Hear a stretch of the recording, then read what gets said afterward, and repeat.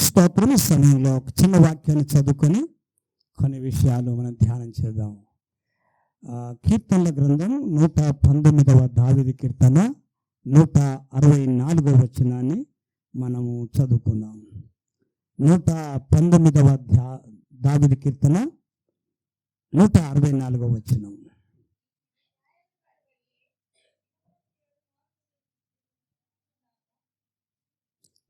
దేవుని పరిశుద్ధ నామానికి మహిమ కలుగును గాక. ఈరోజు మన ధ్యానాంశము దావీదు జీవితంలో నుంచి కొన్ని విషయాలను మనం ధ్యానం చేద్దాం. దావీదు తన జీవితంలో విజయము సాధించడానికి గల కారణాలు ఏమిటి? కొంతమంది వారి జీవితంలో సక్సెస్ అవుతారు, కొంతమంది వారి జీవితంలో వారు అనుకున్నది సాధిస్తారు.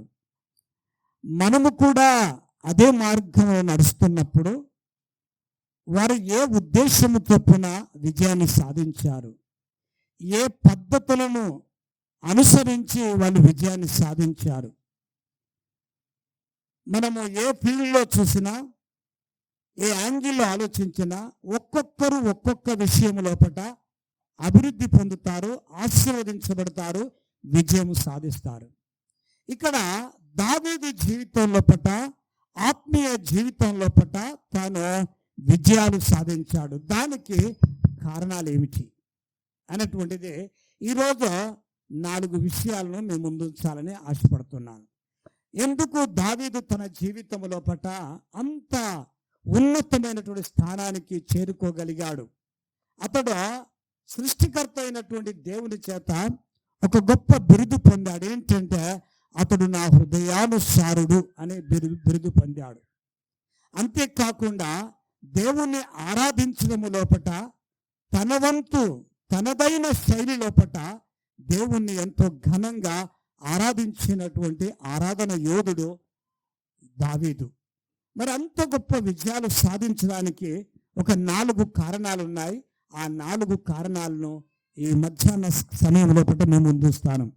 చదవబడ్డ వాక్య భాగంలో మనం మరొకసారి చదివినట్టయితే, మరి ఆయన దినమునకు 7 సార్లు ఆయన కృతజ్ఞత ప్రార్థన చేసేటువంటి అలవాటు కలిగినటువంటి వాడు.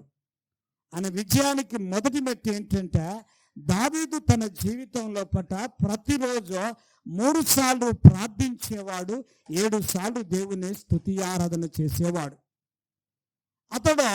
ఇది అతనికి గొర్రెల కాపరిగా ఉన్నప్పుడు సాధ్యమైంది, కానీ రాజైన తర్వాత ఇది సాధ్యమవుతుందా? కాదు. కానీ దావీదు జీవితంలో అతడు అనుకరించిన విధానం ఏంటంటే, నేను ఇంత ఉన్నతమైనటువంటి స్థితికి రావడానికి కారణము ఆ దేవుడే గనుక ఆయనకి ఇవ్వాల్సినటువంటి సమయాన్ని ఆయనకి ఇస్తానని చెప్పేసి ఎంత పని భారం ఉన్నా, రాజ్యభారం ఉన్నా అతను తన జీవితంలో 3 సార్లు ప్రతిరోజు ప్రార్థించేటువంటి అలవాటు, రెండవది 7 సార్లు మరి ఆరాధించేటువంటి అలవాటు. దేవునికి స్తోత్రం. ఆ కారణం చేత ఎల్లప్పుడూ స్తుతి ఆరాధన, స్తుతి ప్రార్థన చేసే అలవాటు దావీదు పొంది కనుక అతడు విజయం సాధించడానికి మొదటి మెట్టు స్తుతి ఆరాధన. దేవునికి స్తోత్రం. కనుక మన జీవితంలో కూడా, ఆత్మీయ జీవితంలో దేవుని చేత మెప్పు పొందాలంటే, ఆ ఉన్నతమైన స్థానానికి వెళ్ళాలంటే దావీదు సక్సెస్ అయ్యాడు కనుక అతని మార్గంలో మనం నడిస్తే అంత కాకపోయినా కొంతైనా మన జీవితంలో సక్సెస్ లేక విజయం సాధించడానికి దోహదపడుతుందని చెప్పేసి ఆశిద్దాం. కనుక దావీదు 3 సార్లు ప్రార్థన చేశాడు. కీర్తనల గ్రంథం 55వ దావీదు కీర్తన 17వ వచనం దయచేసి ఒకరు చదవాలి. దావీదు కీర్తన 55వ అధ్యాయము.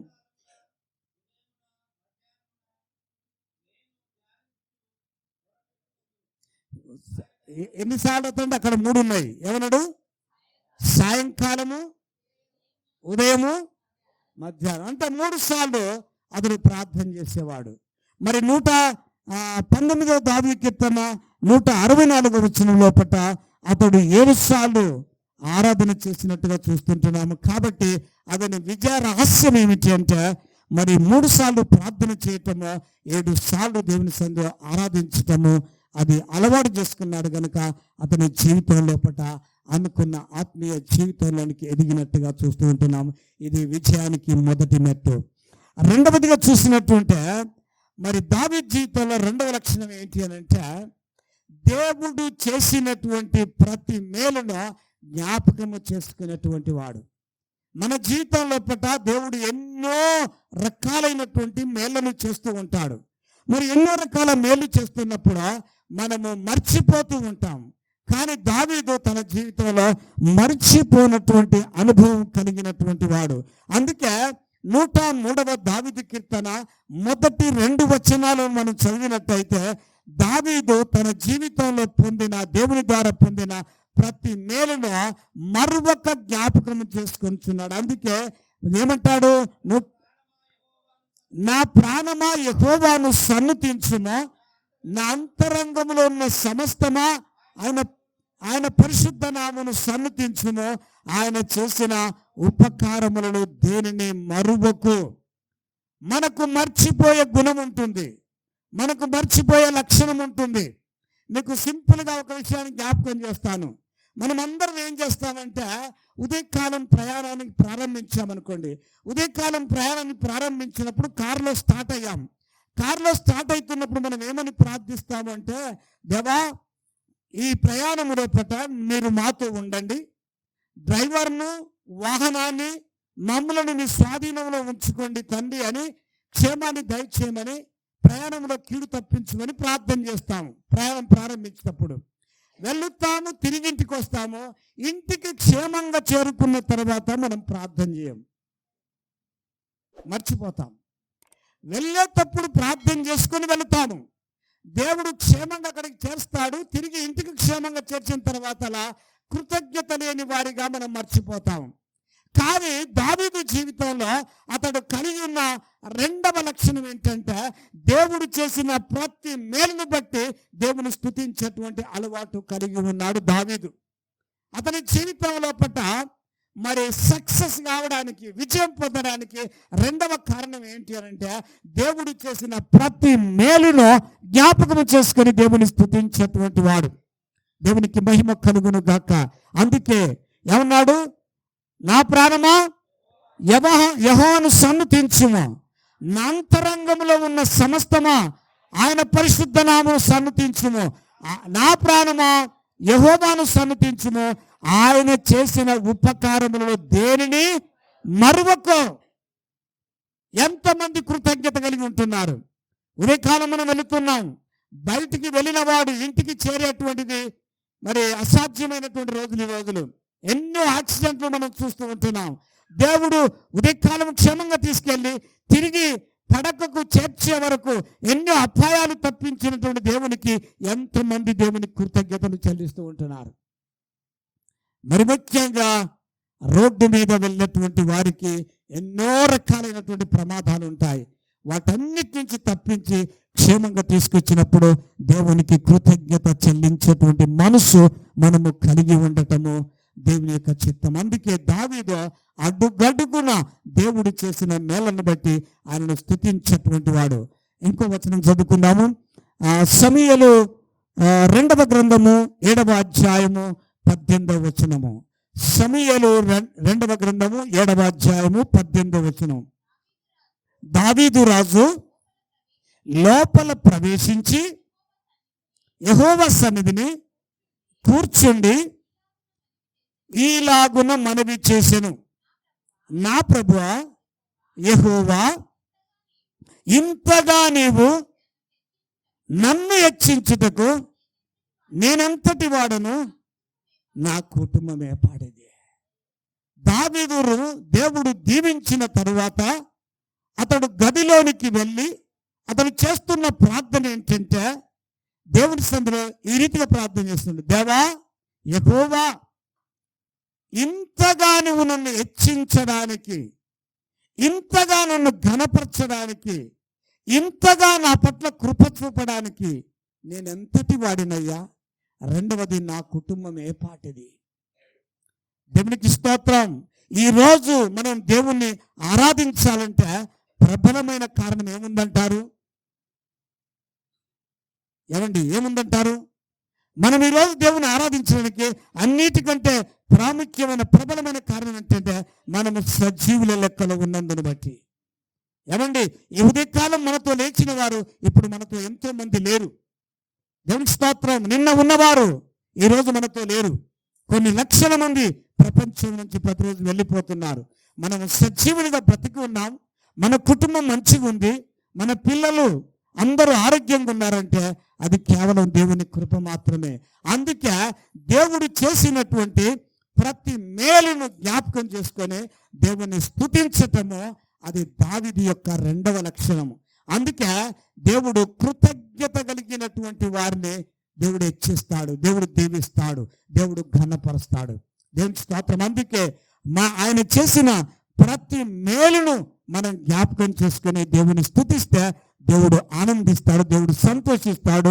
మరొక మేలు చేత దేవుడు మనల్ని ఆశీర్వదించడానికి ఇష్టపడతాడు. అందుకే దావీదుకు అనేకమైన మేలు చేసిన తర్వాత అతడు అంటున్న మాట ఏంటంటే, అతడు గదిలోనికి వెళ్ళి యెహోవా సన్నిధిలో కూర్చొని, యెహోవా నా దేవా, ఇంతగా నువ్వు నన్ను హెచ్చించుటకు, ఇంతగా నువ్వు నన్ను ఘనపరచుటకు, ఇంతగా నువ్వు నన్ను ఆశీర్వదించుటకు నేనేమాత్రం వాడిని, నా కుటుంబం ఏమాత్రము అని చెప్పి ఆయన కృతజ్ఞత దేవునికి తెలియపరుస్తున్నట్టుగా మనం గమనిస్తూ ఉంటున్నాం. అదే రీతిగా మొదటి దినవృత్తాంతముల గ్రంథము 17వ అధ్యాయము 7వ వచనము 2వ భాగము లోపట, దినవృత్తాంతముల మొదటి గ్రంథము 17వ అధ్యాయము 7వ వచనము 2వ భాగము. సైన్యములకు అధిపతియగు యెహోవా ఈ ప్రకారం సెలవిస్తున్నాడు, నీవు నా జనులైన ఇజ్రాయేల్ మీద అధిపతిగా ఉండినట్లు గొర్రెల వెంబడి తిరుగుచున్న నన్ను గొర్రెల దొడ్డి నుండి తీసుకొని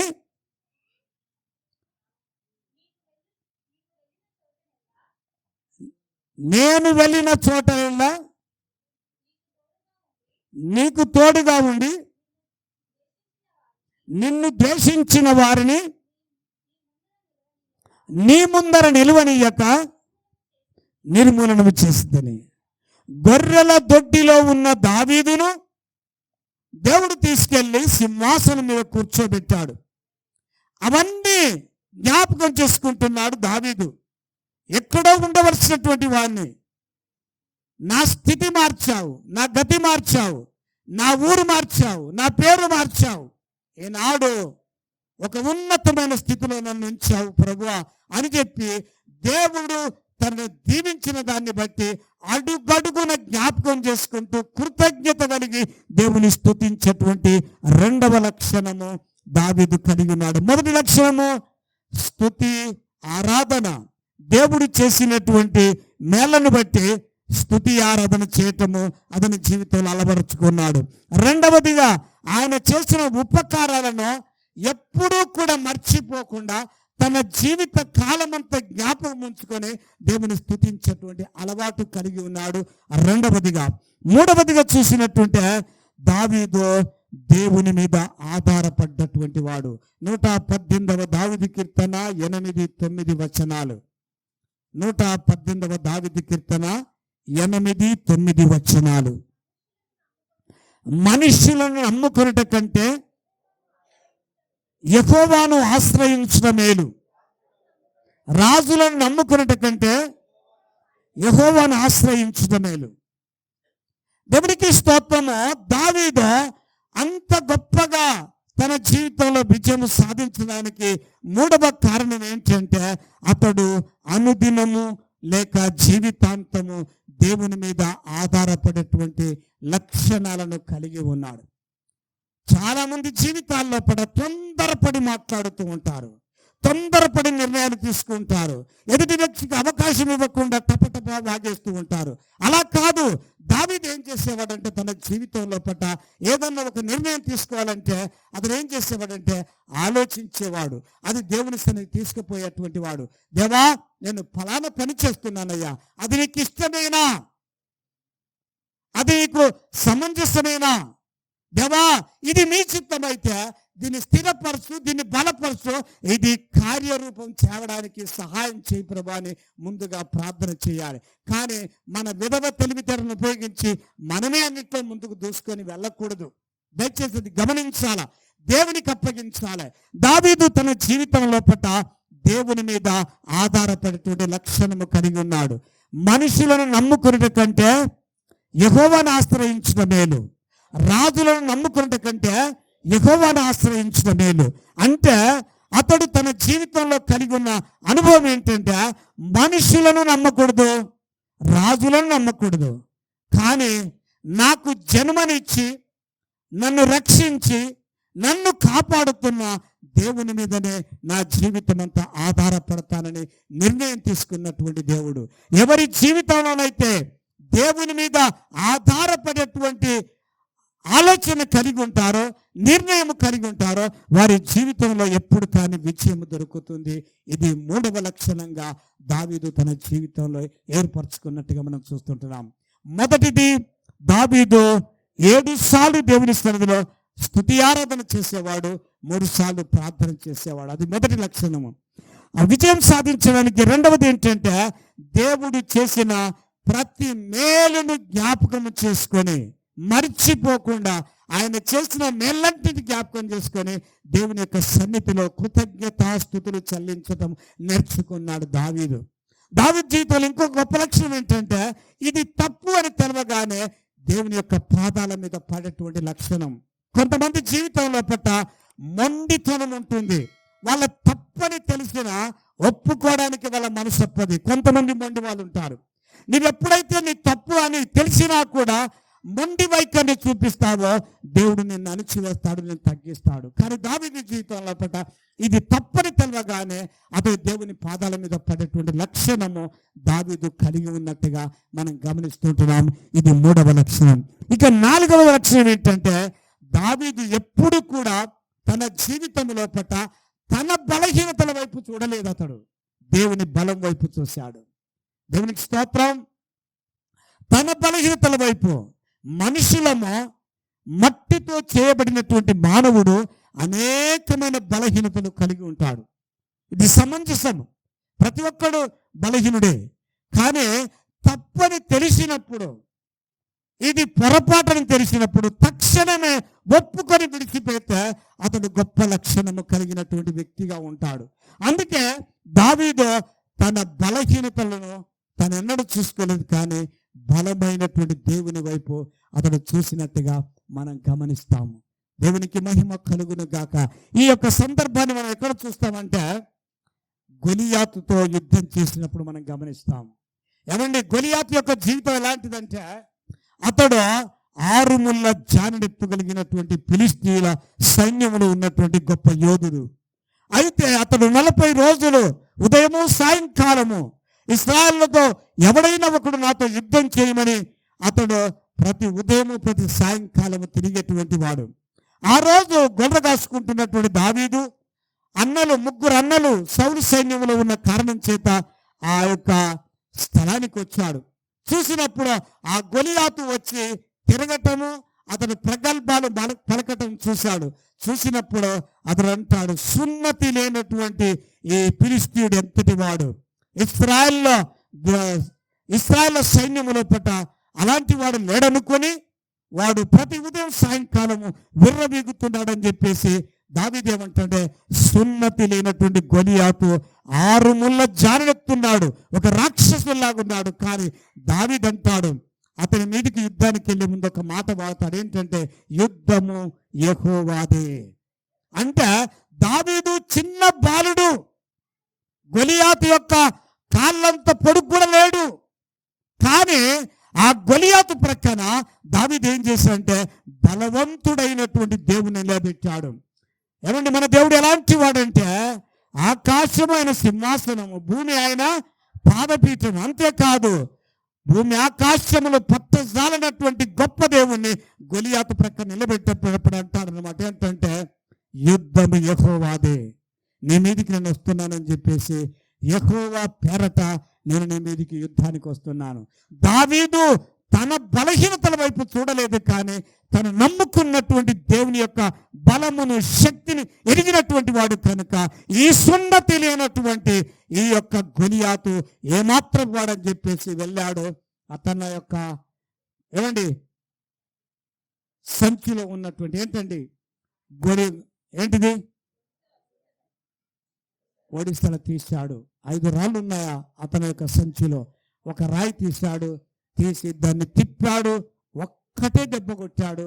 ఆ ఒక్క దెబ్బ గొలియాతు యొక్క నొసట తాకింది, అతడు కింద పడ్డాడు. దేని స్తోత్రము. అక్కడ మరి దావీదు యొక్క ప్రత్యేకత ఏంటంటే గొలియాతు అంత బలవంతుడైనా అటువైపు చూడలేదు.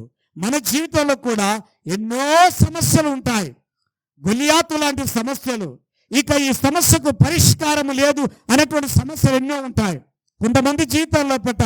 ఇక ఈ అప్పులు తీరయి నాకు నెమ్మది కలగదు, ఈ రోగము పోదు, ఇంకా నాకు సమస్య తీరది, ఈ పరిస్థితి దాటిపోదు, నా జీవితానికి క్షేమం లేదని ఎన్నో సమస్యల చేత పీడించబడినప్పుడు అధైర్యపడతాము. కానీ దావీదైతే అన్నాడు, గొలియాతు మీదకి వెళ్తున్నప్పుడు మరి యుద్ధం యెహోవాదన్నాడు.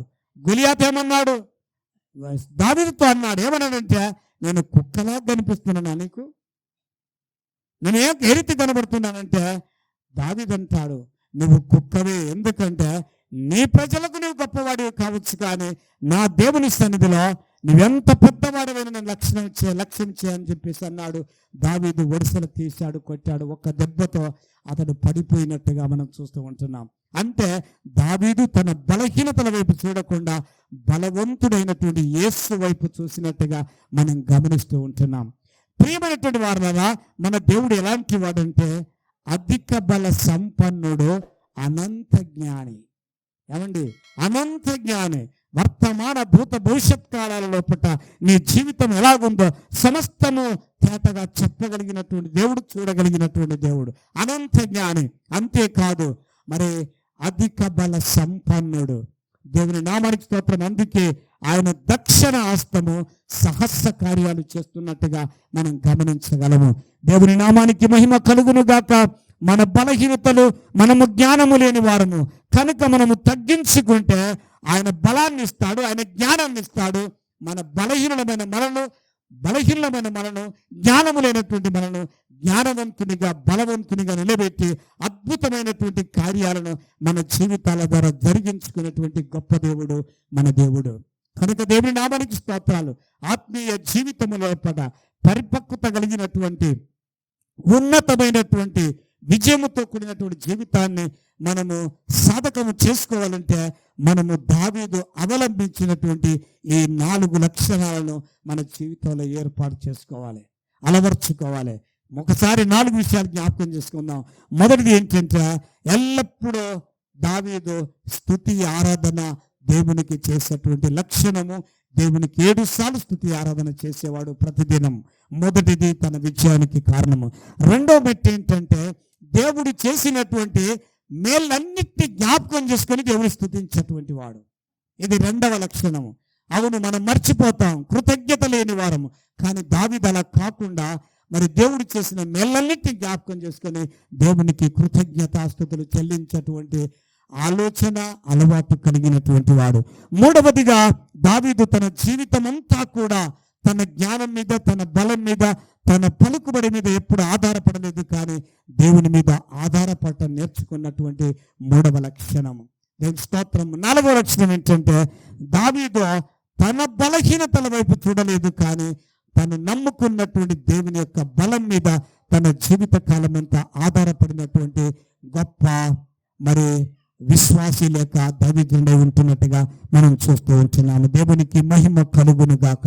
అందుకే చివరిగా ఒక మాట మనం చదువుకొని ప్రార్థన చేసుకుందాము. 119వ దావీదు కీర్తన 165వ వచనము. 119వ దావీదు కీర్తన 165వ వచనము. గట్టిగా చదవండి కొరకు.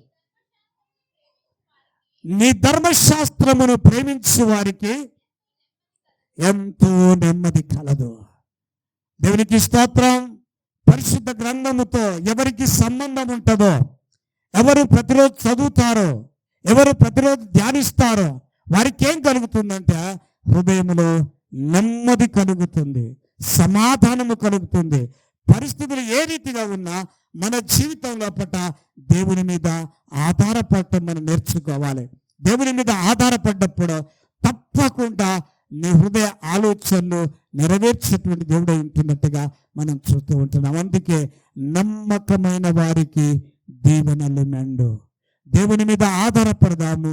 ఆయన అనుగ్రహించేటువంటి అనేకమైన దీవెనలు మనం సొంతం చేసుకొని జీవితం విజయవంతమైన జీవితంగా ముగించేటువంటి కృప దేవుడు దయచేయాలని కోరుకుంటూ ఈ కొద్ది మాటలు ముగిస్తున్న దేవుడు మన వెనుకలో దీవించును గాక.